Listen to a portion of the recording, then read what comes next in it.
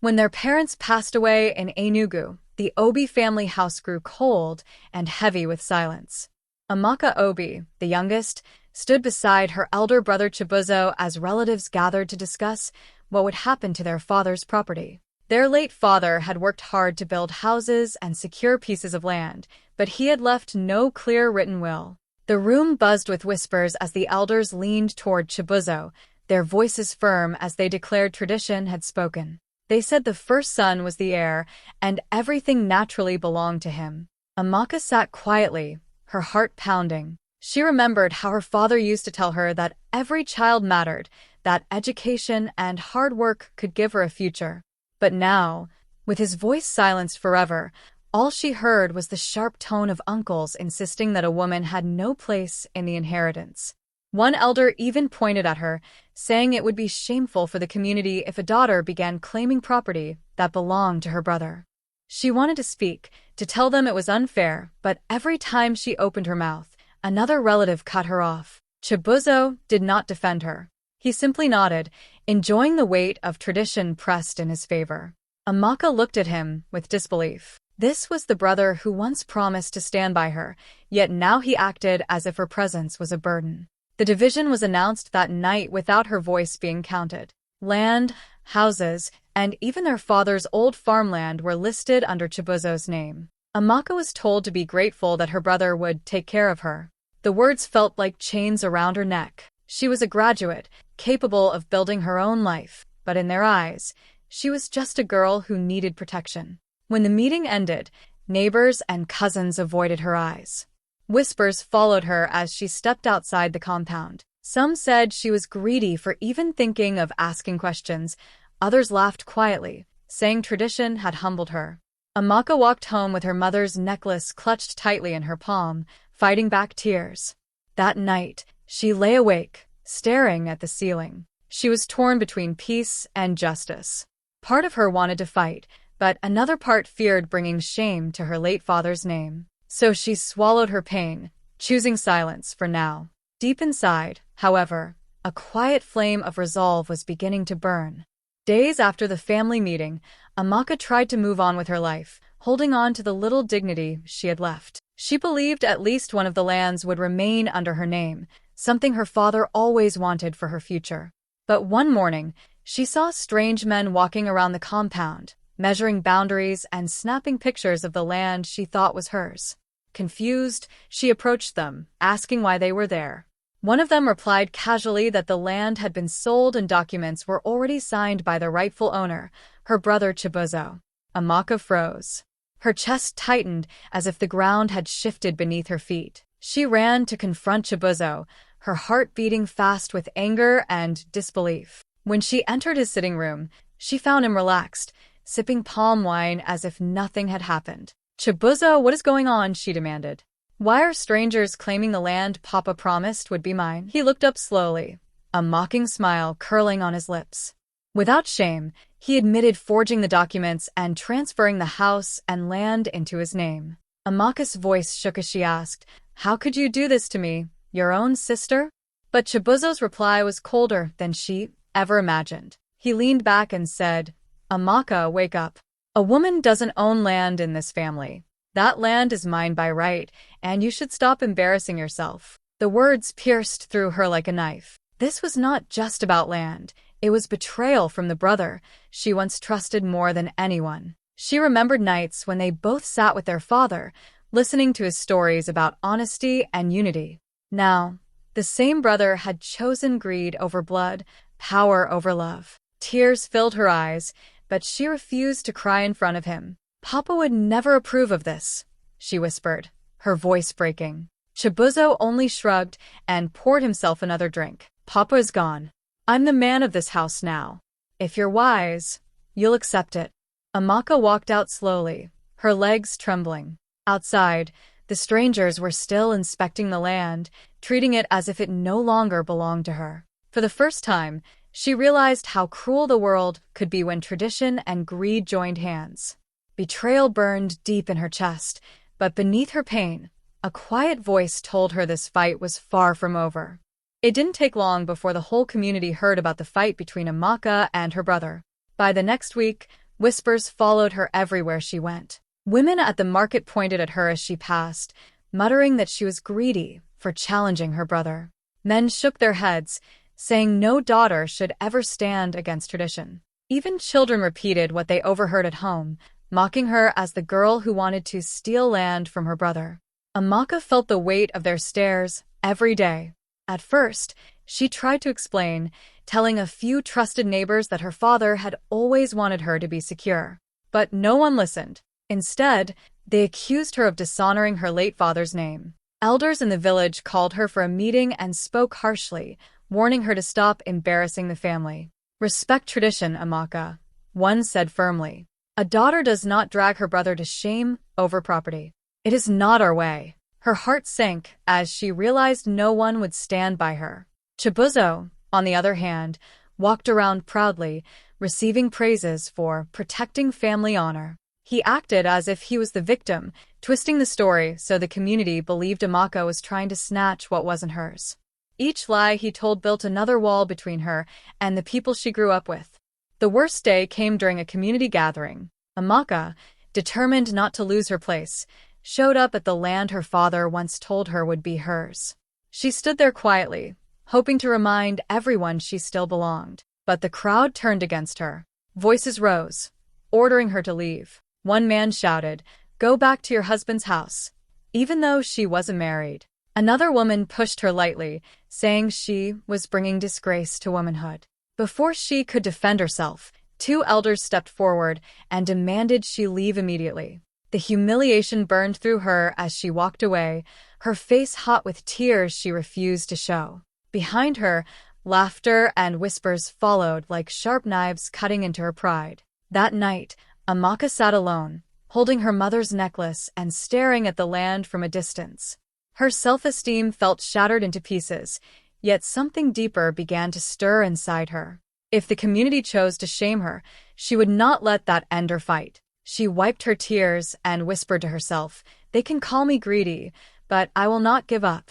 One evening, when the weight of shame felt too heavy, Amaka sat alone in her father's old room. Dust covered the wooden chest at the corner, the same chest her father once kept locked. With trembling hands, she opened it, hoping to feel close to him again. Inside were yellowed papers, faded photographs, and bundles of receipts. She carefully unfolded them, and her eyes widened. They were land purchase documents, signed in her father's handwriting. Some carried dates from years before she was even born. As she read through them, her heart raced faster. Then she found a folded letter, neatly tucked at the bottom. It was addressed to her by name. With shaky fingers, she opened it and began to read. In the letter, her father wrote about his dreams for her. He explained that one of the houses and a piece of land were meant to secure her education and future. "Amaka," he wrote, "you are as much my child as your brother. This land is your strength when I am gone. Do not let anyone tell you otherwise." Tears rolled down her cheeks as she clutched the letter to her chest. For the first time since the humiliation, she felt her father's presence beside her. The next morning, with renewed hope, she carried the documents and letter to the elders. She spoke with courage, her voice steady as she laid the papers before them. "This is my father's handwriting. He wanted me to have this land. Please, honor his wish." She looked into their eyes, hoping to see understanding. But instead, the elders exchanged glances and shook their heads. One elder leaned forward, dismissing her evidence with a wave of his hand. "Amaka, these are just papers. Anyone can write such things. A daughter's word carries no weight here. Stop deceiving yourself." Another muttered, "This is a daughter's lie, nothing more." Their cold words crushed her excitement. They refused to even study the signatures or receipts. Amaka felt anger rising, but she held her tears. She gathered the documents back into her arms and stood tall. Though the elders had mocked her once again, she knew deep inside that these papers were real. They were her father's truth, his last gift to her. As she walked away from the gathering, the whispers returned, calling her stubborn and disrespectful. But this time, she no longer felt broken. She had proof in her hands, and she vowed she would not stop until her father's words spoke louder than tradition. Snagger Emily Flow must give the beginning after. Snitting the they laugh passes of Bish. All based in the nice emails. That I shall not know. Man, zeal my singing or sitter. Everything that is lost in this we show. Snitting me my floor faster and a muscle not.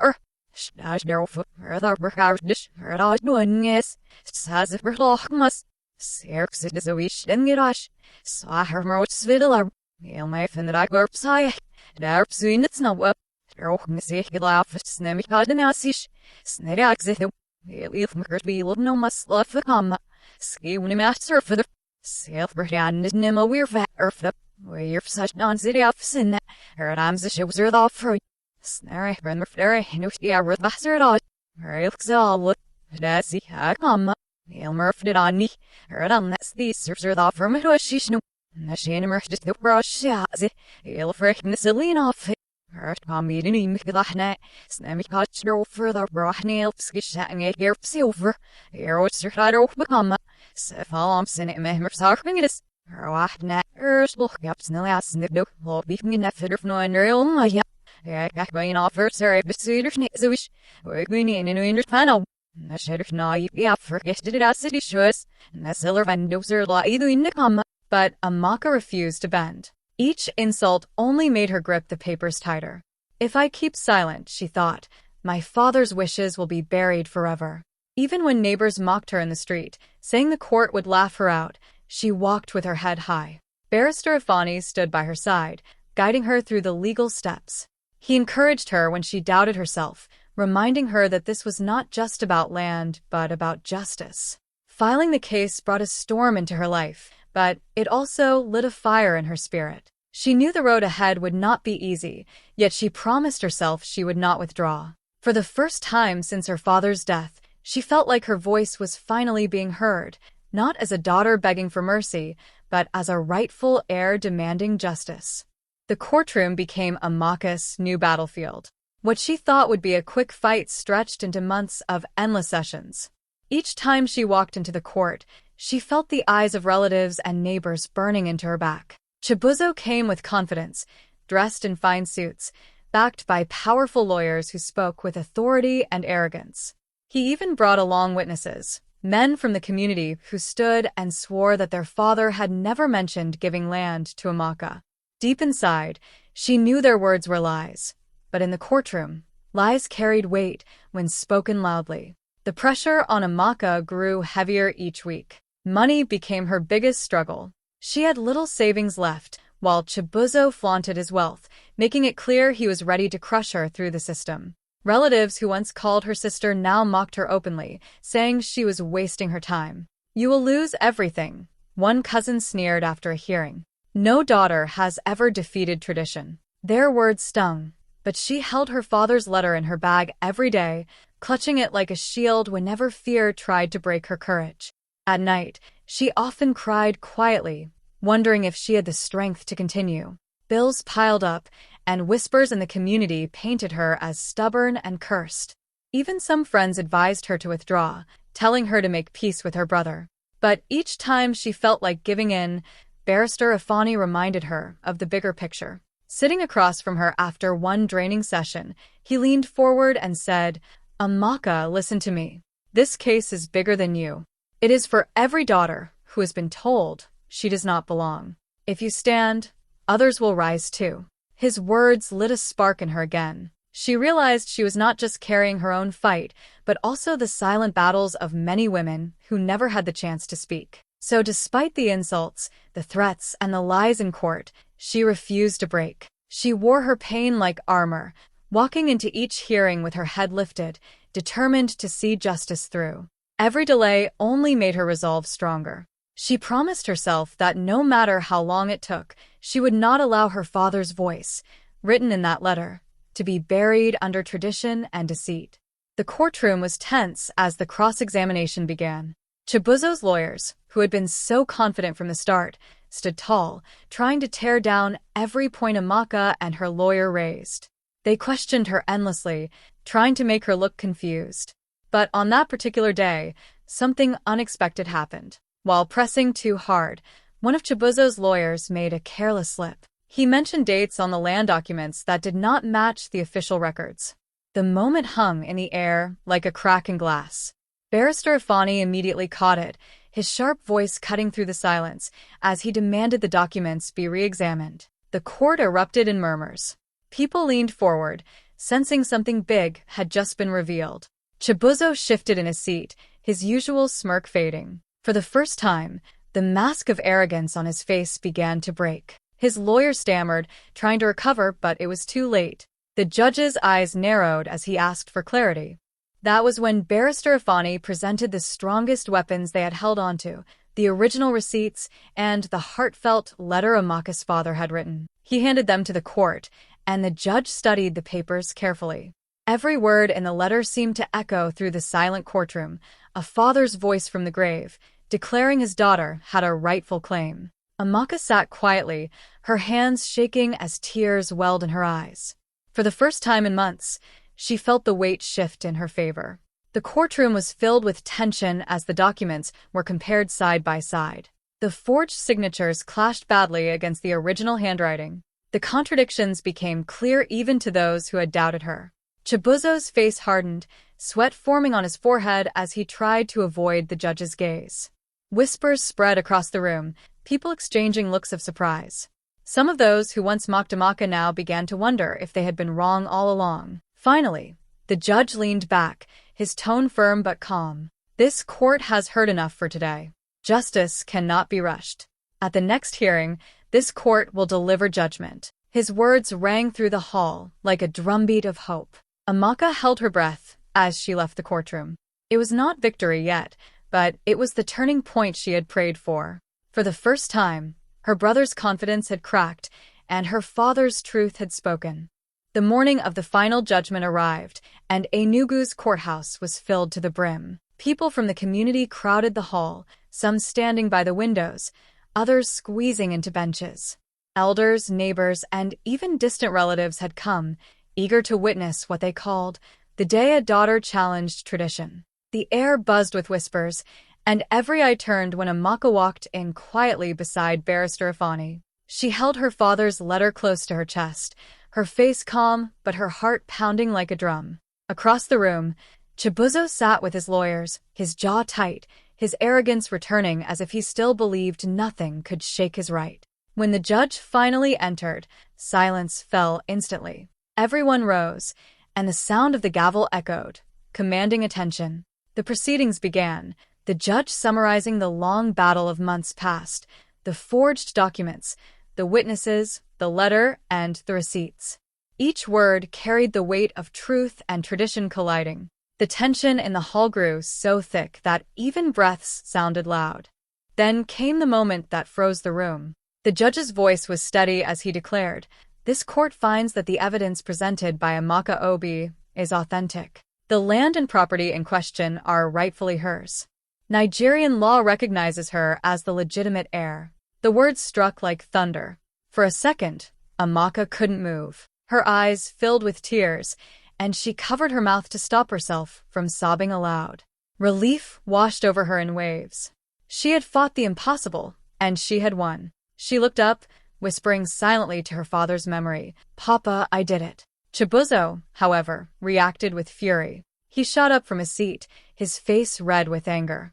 Without waiting for the judge to finish, he stormed out of the courtroom, pushing past people as murmurs followed him. His pride had shattered in front of the same community that once praised him. The crowd buzzed with shock. Some gasped, others whispered in disbelief. A few women smiled quietly, nudging one another, as if to say a new door had just opened for daughters everywhere. The elders who once told Amaka to stay silent now avoided her eyes. Amaka stood slowly, tears still running down her cheeks.